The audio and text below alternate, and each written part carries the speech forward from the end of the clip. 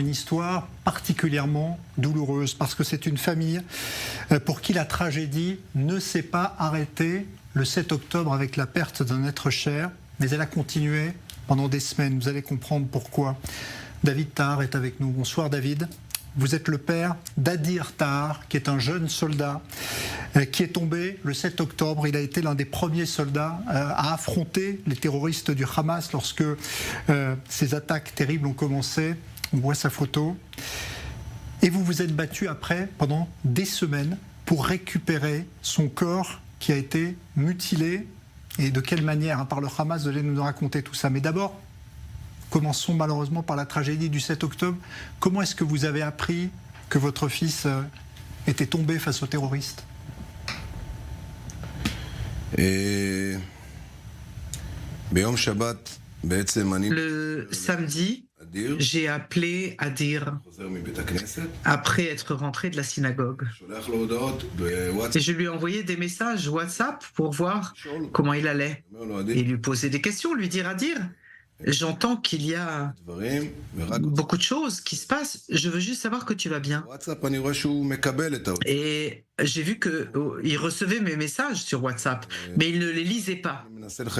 Après, j'ai essayé de l'appeler au téléphone. Son téléphone sonne, mais il n'y répond pas. Et alors, tout ce samedi, nous avons essayé de l'atteindre et d'appeler tous les parents. Il y a des groupes de WhatsApp des parents des soldats de Golani qui sont tous sur une même liste. Et on a essayé de comprendre si quelqu'un sait ce qui se passe. Personne ne savait quoi que ce soit. Tout le monde était sous tension. Tout le monde avait peur. Et jusqu'au dimanche matin, j'essaie d'appeler les hôpitaux et j'essaie de comprendre où est Adir. Personne ne sait où il est. Dimanche, je vais à Lahav 333 donc pour porter plainte en disant que j'ai un fils disparu. C'est ce qu'on nous avait dit de faire à la police. Et de là, je suis parti à la police, à l'hôpital Barzilai, qui est juste à côté de la base où était Adir. Et là, je pose des questions.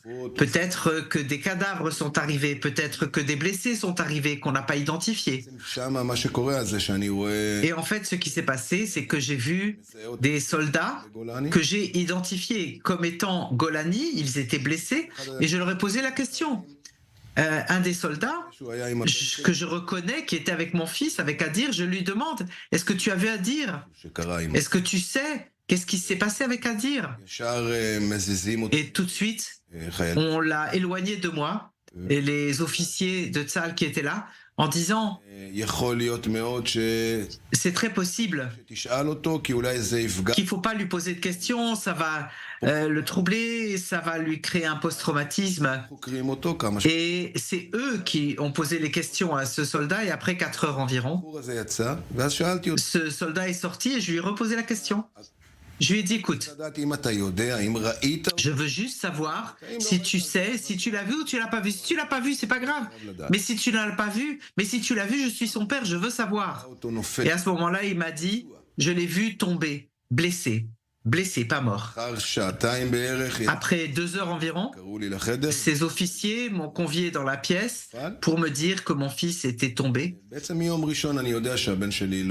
Et dès dimanche, j'ai su que mon fils n'était plus vivant. Mais pour récupérer son corps, ça a pris jusqu'à mardi soir. Parce qu'ils ne m'ont pas expliqué que cet enfant n'avait plus de tête. Ils m'ont dit qu'il était blessé et qu'on l'avait directement, on l'avait pris du terrain de la base à la base de Shura où on leur rassemblait les dépouilles. Et j'ai demandé à voir le corps de mon fils. Je leur ai dit, je dois voir son corps. Ils ne m'ont pas permis d'arriver à Shura.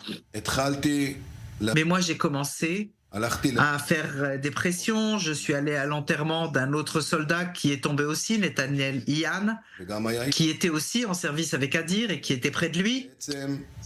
Et en fait, lors de l'enterrement de Nathanaël, j'ai vu des commandants de haut rang. Et donc, je suis allé vers eux et je leur ai dit, je veux savoir où est mon fils. Et là, ils m'ont aidé et j'ai vu un autre commandant de la base de Shura avec qui j'ai eu des conversations téléphoniques. Et c'est lui qui m'a expliqué que Adir, il manquait une partie de sa dépouille. Il n'a pas voulu me dire qu'on l'avait décapité. Mais il m'a dit qu'une partie importante de son corps manquait. Et quand je lui ai demandé de quelle partie parlez-vous, il avait du mal à me le dire. Il m'a dit, écoutez, j'ai dit, bon, moi je veux voir le corps. Il m'a dit, non, il vaut mieux pas rester avec ce souvenir de votre fils que vous avez. Et moi, je me suis entêté. Et en fait, je lui ai dit, très bien, je vais poser des questions et vous me direz oui ou non. J'ai commencé à demander s'il y avait des jambes, s'il y avait un ventre, s'il y avait des épaules. Et quand je suis arrivé à la tête, il s'est tu. Et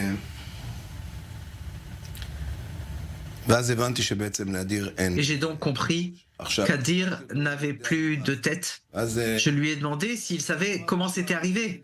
Et il m'a dit, écoute, c'est à cause d'une énergie de chaleur. Donc j'ai compris que ou bien il y avait une grenade ou une roquette. Et puis après, il s'est avéré qu'on avait lancé 3 grenades sur Adir. Et une roquette aussi. Et qu'en fait, ce n'est pas ça qui l'a décapité. Il s'est avéré ensuite, plus tard, après beaucoup d'enquêtes, de recherches, et après des films qui existent, des vidéos.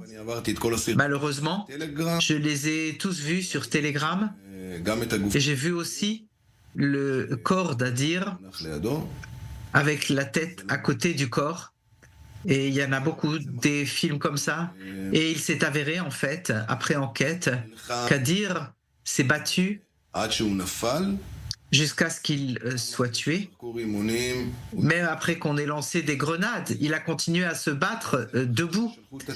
Et après qu'on ait lancé la roquette, là, malheureusement, il a été tué. Les terroristes, ces barbares, il n'y a pas d'autre nom. On ne peut pas leur donner le titre d'humain parce qu'ils ne le sont pas. Ils ont vu le cadavre d'un soldat mort au sol et tout ce qu'ils ont fait, c'est le décapiter, mais même pas avec un couteau. Ça n'a pas été une décapitation au couteau où vous dites « Ok, ça se fait d'un coup d'un seul ». Non, ils ont tiré sur lui des épaules vers le bas du corps jusqu'à ce que la tête se détache. C'est comme dans les films d'horreur, les barbares qu'on voyait quand on était petit, ils ont pris la tête et l'ont mise dans un sac et l'ont prise avec eux pour la vendre à leur commandement du Hamas, à leur commandant du Hamas pour $10 000. Je peux vous dire qu'Adir, ce Shabbat-là, s'est battu avec 6 autres soldats. Ils ont sauvé par leur corps beaucoup d'autres soldats et civils. Pendant ce combat, malheureusement, 5 soldats de la même base sont tombés et 3 autres dans d'autres bases proches, tous de la même unité. Roy Weiser, le commandant de Hadi, Daniel Moshe Danino, Adir, Netanel Young, Eli Barsadeh, Yaron Zohar.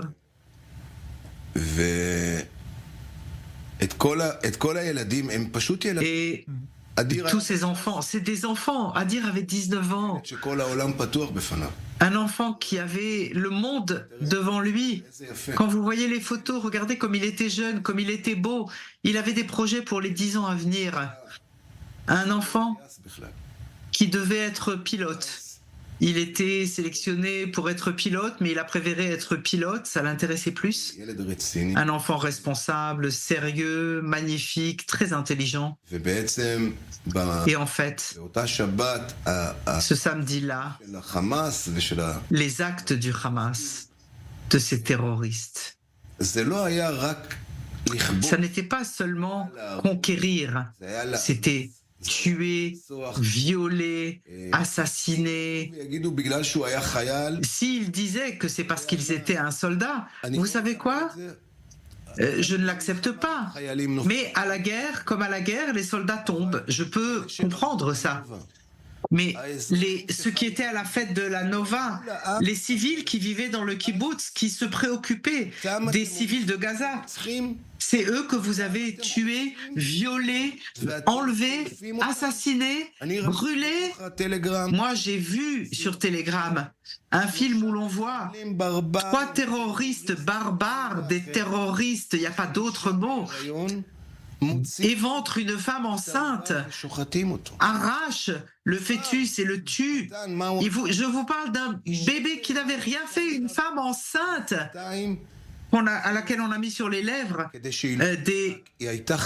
un autocollant pour ne crie pas parce qu'elle était vivante. Ils lui ont coupé les seins et l'ont jeté par terre. Ils ont pris un bébé de quelques mois qu'ils ont mis dans un four. Si ça n'est pas la barbarie, eh bien je ne sais pas ce qui est barbare. Et vous vous êtes battu pour obtenir de l'armée qu'elle vous ramène la tête de votre fils. Ça a été aussi quelque chose de très éprouvant, j'imagine, pour vous. Ça a été très très dur parce que l'armée en fait ne savait pas où était la tête, et quand j'ai posé la question, je peux vous dire que j'ai vu le corps d'Adi. Quand j'ai reçu le corps avant de l'enterrer, j'ai vu le corps et j'ai vu que dans la zone où était la tête, dans le cercueil, eh bien, c'était comme ça, c'était pas de la taille de la tête d'une personne. Donc j'ai compris qu'on n'a pas enterré sa tête. Et ma lutte contre l'armée, c'était pas une lutte, c'était simplement une demande, une exigence, une supplication de savoir où est la tête de mon fils. Et après 1 mois et demi, ils m'ont dit simplement que la tête avait été enlevée et qu'elle était probablement à Gaza. Et là, qu'est-ce que vous vouliez que je fasse ? Alors, j'ai continué à poser les questions, mais j'ai compris très vite que la tête de mon fils était à Gaza. Je n'ai pas compris qu'on essayait de la vendre et que celui qui l'a pris comme s'il prenait un ballon dans un sac. Mais cela ne fait que montrer face à quoi le peuple d'Israël se mesure. Et je dois dire encore quelque chose. Des preuves, on n'en a pas vraiment besoin. On n'a besoin d'aucune preuve devant le monde. Les meilleures preuves, en fait, c'est simplement regarder dans les caméras des terroristes eux-mêmes. Ils ont publié en ligne, en direct, ils ont montré les horreurs qu'ils commettaient. Alors, on peut voir des civils âgés, avec des béquilles, qui sont venus violer et tuer des enfants, des femmes, des bébés. On peut voir là-bas des enfants qui prennent des enfants. Alors quand on vient me dire qu'il y a des civils innocents à Gaza, écoutez les amis, il n'y a pas d'innocents à Gaza. Ce n'est pas que le Hamas est à Gaza.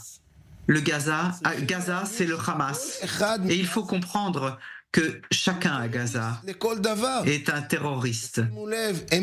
Comprenez bien, ils ont reçu des milliards de dollars du monde entier, des milliards de dollars. Ils auraient pu construire tout un monde pour réussir, pour rendre, à ramener la prospérité économique. Et qu'est-ce qu'ils ont choisi de faire ? Ils ont choisi de creuser des tunnels pour tuer des juifs, pour tuer des femmes, pour violer et décapiter. C'est avec ça que le peuple d'Israël se mesure. Merci pour ce témoignage extrêmement éprouvant, mais aussi il faut raconter ce que vous avez vécu. Désormais, votre fils repose en paix. Un apaisement pour vous, j'imagine, lorsque Tsahal a pu vous ramener la tête de votre fils de Gaza pour qu'il soit enterré, cette fois selon les règles religieuses. Merci, David Tahar. On pense évidemment beaucoup à vous et à votre fils Adir, tombé en héros ce 7 octobre en combattant les terroristes du Hamas. Merci pour ce témoignage.